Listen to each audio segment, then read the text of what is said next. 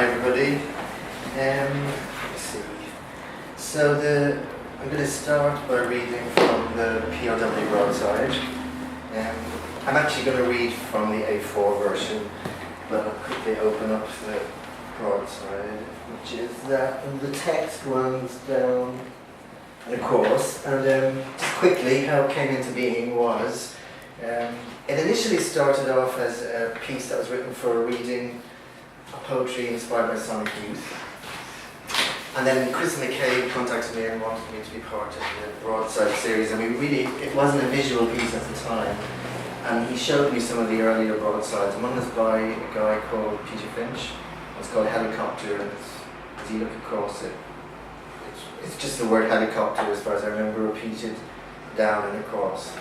And that really appealed to me. And then that piece of text, I thought, oh, it might look good running down because it's got a sort of Japanese element to it. That's how it came into being. So actually, when I read from it, I think of reading across it like that rather than reading the text through as a piece of narrative. But I'm going to read it as a narrative. It's actually, when it was written, it's 3 pieces. The piece on the broadside is part 3. So I'm going to start with I'm going to read the whole thing. It's called Yukiko. And thanks, Stephen, for this whole thing. She doesn't feel safe enough to explain why she's really crying. So Yukiko tells her mum it's because her boyfriend has split up with her. To cheer her up, Mum makes chicken soup. Later, after they've eaten, Yukiko spends time examining the bits of dead chicken in the bin. The bits that didn't go in the soup, the useless bits. The feet and the head and stuff she doesn't recognize as being from specific parts of the body. She pokes it with a chopstick. Her tears fall on it.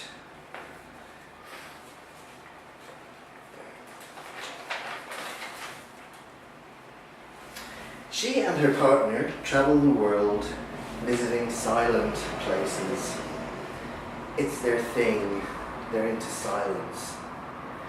I am, in every way imaginable, the opposite of her partner. Maybe that's why she spends time with me. I certainly don't want to give the impression that we are best friends. It carries on for 2 or 3 years. I mean, us hanging out together. Sometimes I wonder if it's a problem in their relationship. But eventually, they move away and we begin to lose touch. She sends me a link to their civil partnership page.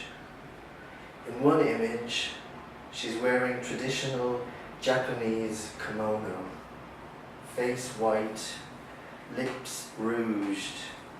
She looks inscrutable, like some kind of goddess.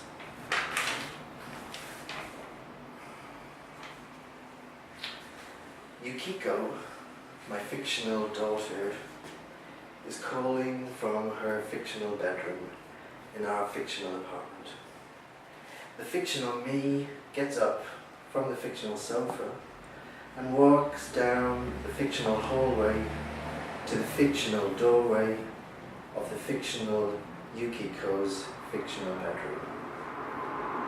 The fictional Yukiko reaches her fictional arms toward the fictional me in the fictional darkness. Daddy, I had a bad dream. The fictional me goes to the fictional Yukiko, lifts her from her fictional bed, inhales her fictional smell, feels her fictional breath on my fictional neck, then holding the fictional Yukiko close, walks to the fictional window. There are fictional swirls of fictional ice on the fictional glass, and the fictional sky is crowded with fictional stars. A fictional helicopter hovers over a fictional crime scene 2 fictional streets away. The fictional me watches the fictional helicopter as the fictional Yukiko begins to snore ever so gently in my fictional arms. The fictional helicopter ascends suddenly and moves away toward the fictional horizon. It's then that the fictional me looks down to the fictional avenue and notices the fictional you walking alone in the fictional night. Maybe the fictional you has that feeling of being watched because the fictional you looks up and for a short fictional moment, the fictional me and the fictional you look directly at each other, two fictional strangers in a fictional universe, noting each other's fictional existences. And then the fictional me turns away from the fictional window and walks across the fictional bedroom and very gently lowers my fictional daughter, now sound asleep, into her fictional bed.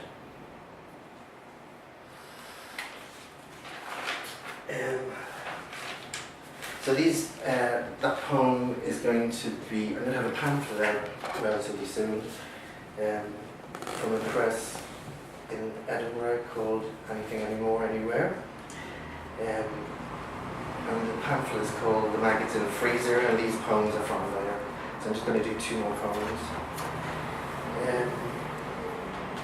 This poem is called Fall Lecture. The red meat pulse in cave of light. The great J-cloth arcs across the space, making love and making clean, a kind of entrance, entrance, entrance, entrance, entrance, entrance, entrance. A taste of salty popcorn and sweet cola bottle as red drapes blood in the ugly fighting mountain, but I live in that mountain. Mark, when I wake at night, I pray for others, then fall back to sleep. I take no pills, nor cut, nor hang myself, nor shoot my brains out. I live and dream, and God sometimes exists, but always in the next valley, absorbed in his knickknacks. A road rising to parentheses. A ranch house where the lonely hand retires at dusk, sorry, nightfall. He notes the beauty of the veneer finish, but points also to an area ravaged by overuse. I starve, I feed. What I thought were rows of houses were crests of waves.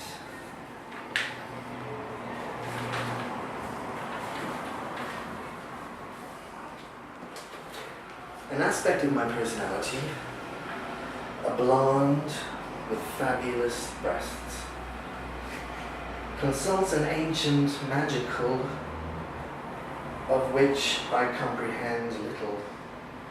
The city is fallen, many casualties, and finds sufficiently disturbing fucking men with their fucking to ruin my sleep. Oh, my love, forgive me, for I am all bullets and sirens. Yet when I do,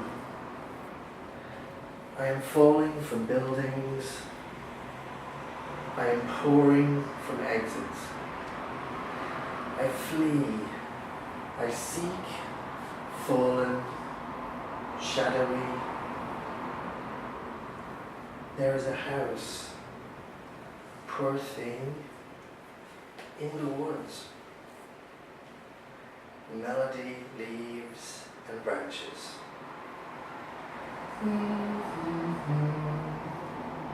Can't you hear it calling?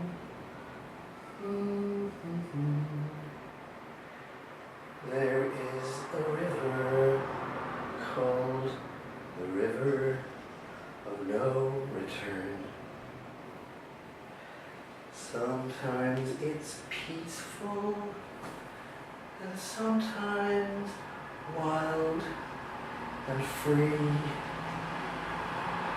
My love went traveling down the river of no return. Got swept along forever and lost in a stormy sea. Thank you.